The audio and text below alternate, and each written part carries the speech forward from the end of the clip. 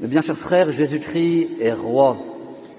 Nous aimons fêter cette belle fête du Christ roi. Il est roi par nature, en raison de ce qu'on appelle l'union hypostatique. Un mot peut-être un peu compliqué pour certains d'entre vous. C'est l'union des deux natures, divine et humaine, dans l'unique personne divine de Jésus. Jésus est une personne divine puisqu'il est le Fils de Dieu, Dieu lui-même, et il a deux natures parfaites, la nature humaine qui est parfaite dans son ordre et la nature divine parfaite dans son ordre aussi. Ces deux natures sont unies, sans mélange ni confusion. Ça ne fait pas un mélange humano-divin, non. Une nature divine parfaite, une nature humaine parfaite, et qui sont unies dans l'unique personne divine de Jésus. Donc il est roi par nature. Et il est roi aussi par conquête, comme nous le disons, en raison du sacrifice rédempteur par lequel il nous a rachetés. Nous lui appartenions déjà en tant que créature, et nous lui appartenons à un deuxième titre, parce qu'il nous a rachetés sur la croix en versant son sang pour nous. Mais bien chers frères, cette royauté n'est bien sûr pas du même ordre que les royautés de ce monde, comme Jésus l'a dit à Pilate, et comme il le montrera aux Juifs au risque de les décevoir pendant sa vie publique. Certains auraient voulu un roi à la manière des rois de la terre pour chasser les Romains, mais ça n'était pas la mission de Jésus. En 1925, le pape Pie XI a publié l'encyclique Quas Primas et institué la fête liturgique du Christ roi. Conscient du danger, je cite Pie XI, de confiner la royauté du Christ et son autorité sur les choses uniquement spirituelles, oubliant que l'ordre temporel lui-même doit être imprégné d'esprit chrétien. Et mes bien chers frères, le pape Pie XI savait que s'il se contentait juste de publier une encyclique, eh bien il y aurait quelques courageux qui la liraient et assez rapidement les gens l'oublieraient. Et c'est pourquoi il a voulu instituer cette fête liturgique, pour que tous les ans nous nous rappelions cette vérité que Jésus est roi sur les individus et sur les sociétés. Et Pie XI définissait le laïcisme comme la peste de notre époque. Et nous pouvons dire que la situation n'a pas beaucoup changé depuis. La différence étant peut-être que malheureusement, certains chrétiens et certains pasteurs ont fini par adopter une vision qui est assez imprégnée de ce laïcisme. Cette fête veut nous rappeler que le Christ est l'unique auteur pour l'État comme pour tout citoyen de la prospérité et du vrai bonheur. Le monde aspire à la paix, nous le savons bien sûr, et il se débat pourtant dans des guerres dont il semble incapable de sortir tout seul. Quelles que soient, on peut dire, les tentatives humaines de paix, nous voyons qu'elles se soldent par de cuisants échecs. Le monde ressemble au fond à un enfant capricieux qui refuse d'entendre la voix de la raison, c'est-à-dire la voix de Dieu. Il n'en fait qu'à sa tête, si bien que les échecs se succèdent et les vains espoirs n'enfantent que le désenchantement. Mais bien chers frères, refuser la royauté sociale de notre Seigneur Jésus-Christ et prétendre en même temps fonder un ordre social juste et travailler au bien commun de la cité, c'est croire au Père Noël, c'est se bercer d'illusions. Gouverner comme si Dieu n'existait pas, ou comme s'il n'avait rien à nous dire, c'est la porte ouverte à tous les totalitarismes. Et nous savons que le XXe siècle nous en a donné les plus meurtriers exemples, avec le marxisme et le nazisme. Car si Dieu n'existe pas, tout est permis. C'est le retour à la loi du plus fort, ou en le disant autrement, à la loi de la jungle. Est-ce un progrès ou une régression? Je pense que vous devinez la réponse. La célébration annuelle de cette fête doit ainsi rappeler aux hommes, politiques en particulier, qu'ils ont l'obligation, aussi bien que les particuliers, de rendre au Christ un culte public et d'obéir à ses lois. Car si Jésus a dit « rendez à Dieu ce qui est à Dieu et à César ce qui est à César », eh bien César rendra lui aussi un compte à Dieu de la manière dont il a exercé ses responsabilités.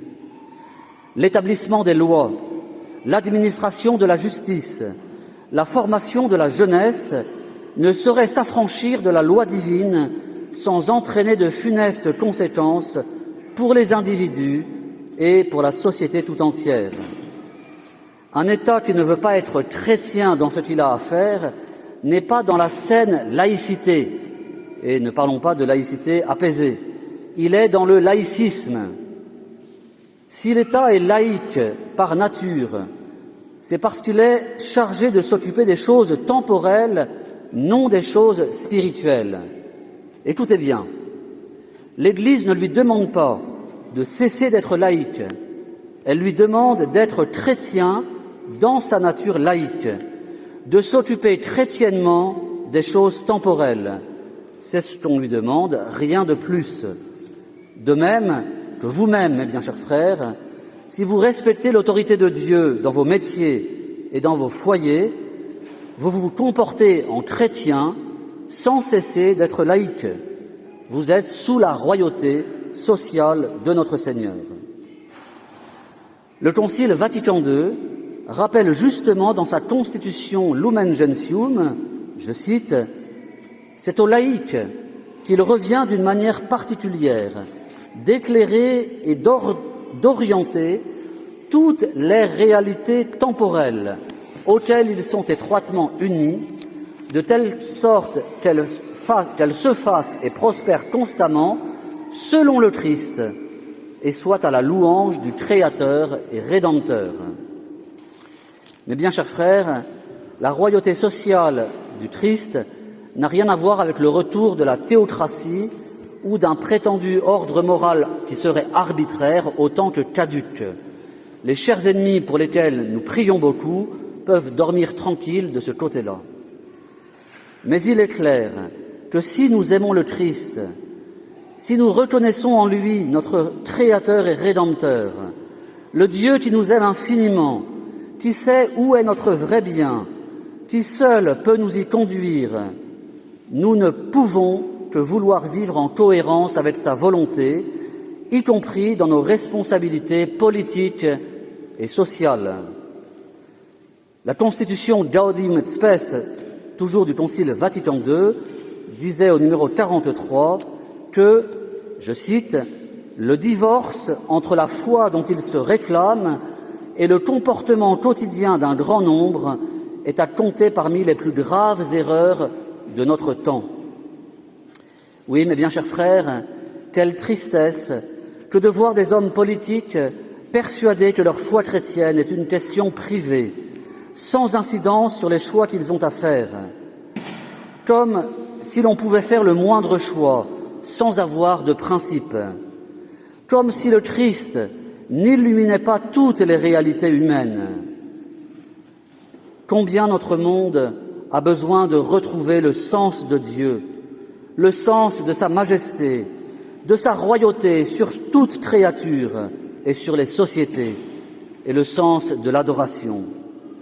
Comme est dramatique, par exemple, la négligence du repos dominical, mise à mal par toutes sortes de fallacieux prétextes.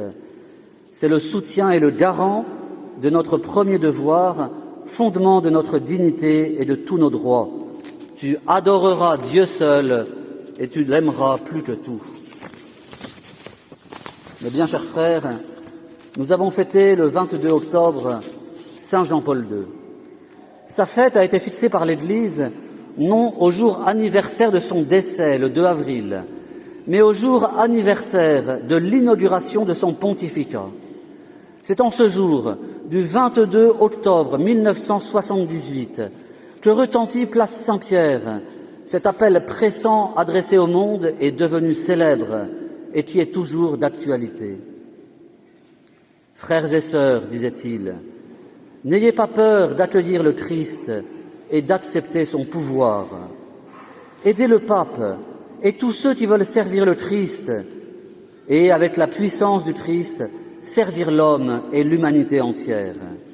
N'ayez pas peur. Ouvrez toutes grandes les portes au Christ. à sa puissance salvatrice, ouvrez les frontières des États, les systèmes économiques et politiques, les immenses domaines de la culture, de la civilisation, du développement. N'ayez pas peur, le Christ sait ce qu'il y a dans l'homme et lui seul le sait. Aujourd'hui, si souvent, l'homme ignore ce qu'il porte au-dedans de lui, dans les profondeurs de son esprit et de son cœur.